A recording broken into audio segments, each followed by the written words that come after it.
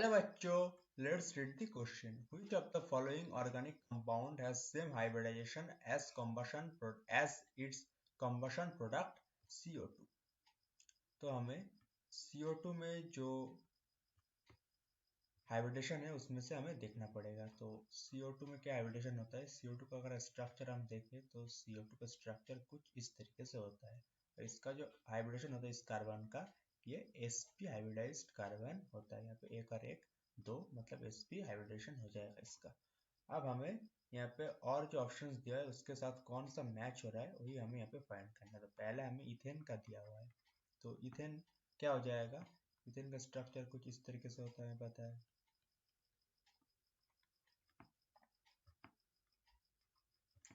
तो इथेन का स्ट्रक्चर ऐसा हो गया. तो यहाँ पे अगर हम काउंट करेंगे इस कार्बन का हाइब्रिडाइजेशन, तो यहाँ पे हम देख पाएंगे 1 2 3 4, मतलब इसका जो हाइब्रिडेशन हो जाएगा sp3. सेम इस कार्बन के लिए भी होगा, ये भी sp3 हाइब्रिडाइज्ड होगा. अब हमें ऑप्शन बी के लिए काउंट करना है, जो इथाइन दिया हुआ है. इथाइन दिया हुआ है, तो इथाइन का हाइब्रिडेशन होता है, इथाइन मतलब ट्रिपल बॉन्ड होगा. इथाइन का हाइब्रिडेशन अगर हम देखेंगे कि दोनों ही कार्बन का जो हाइब्रिडेशन होगा सेम होगा, जो कि sp होगा.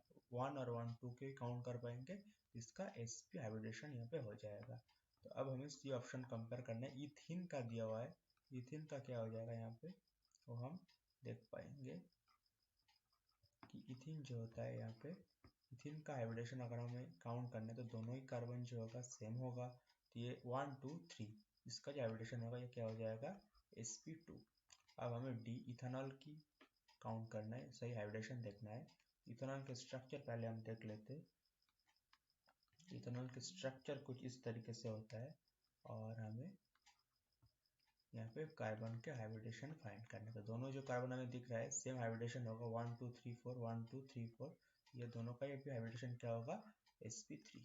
तो हमें किसके साथ किसका मैच करना था, तो हमें पता है कि कार्बन CO2 का जो हाइब्रिडेशन था sp हाइब्रिडेशन था, जो कि मैच हो रहा है इथाइन से. इसका भी sp हाइब्रिडेशन है, तो हमारा जो बी ऑप्शन होगा इस क्वेश्चन का करेक्ट आंसर होगा. I hope you understood it well. All the best.